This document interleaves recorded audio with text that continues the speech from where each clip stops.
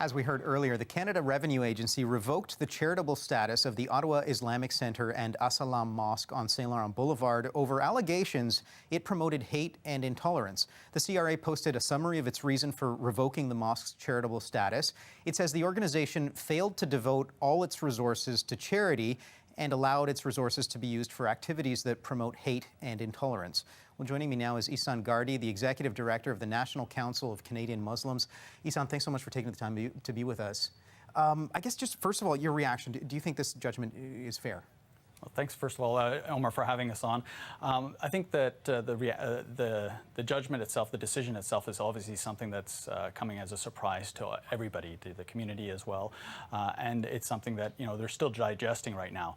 It's hard for us to comment on the fairness of it without being privy to the CRA's internal process and due diligence process. That said, we would hope that they would conduct their process with the same diligence and operations that they expect of the charitable organizations they're looking at.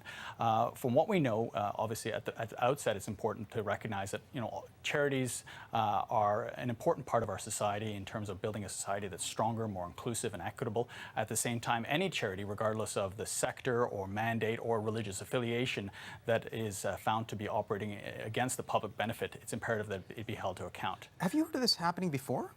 This is the first time that I've heard of this happening, and it's also important to note that this is something that we're looking at now that happened 5 or 6 years ago, and that the mosque has also itself stated that since then it's taken steps to address some of the issues that the CRA has raised. I wonder, have you had a chance to speak to the leadership at the mosque on this issue? Yes, I've had a chance to speak to a couple of the folks who are involved with the mosque, and they have expressed obviously their concern, and they've indicated to me that they will be appealing this decision. They will. I wonder, from your perspective, sort of broadly, in a more broad context, is there a responsibility for mosques, for places of worship, to take a look at the people that they invite and vet them in some way, and just make sure that they know and understand what they've said in the past, maybe? Well, I think this is an important point you raise, Omar, that I think that charities, regardless of whether it's a church or a mosque or a synagogue, will be needing to seek clarification from the CRA. What are their expectations? Is there an expectation that the past speeches of speakers will be vetted, and to what extent, and what exactly should they be looking for? The CRA has indicated that they have made this decision based on the fact that they believe that these individuals have made these problematic statements at other locations. There's no actual evidence, Omar, that they've been able to present that hate was actually promoted at the Ihsaan Mosque itself. And the mosque itself also has stated clearly that they have a zero tolerance policy for hate. So some within the mosque, and I think within the broader community as well, might be feeling that this is a sort of a guilt by association that they're being accused of. Putting aside the directive, whether CRA gives that directive or not, should, I guess, from just a community standpoint, should there be more effort put into that, not just for mosque, but for any place of worship, bringing a speaker over to do a bit more digging into what these people have said in the past and what they represent? Well, I think, whether it's mosques or any other religious institution or any other institution that's operating as a charity, I think there's always room to improve and grow and learn and how to do things better and to ensure that they are operating within the bounds of charitable law in Canada.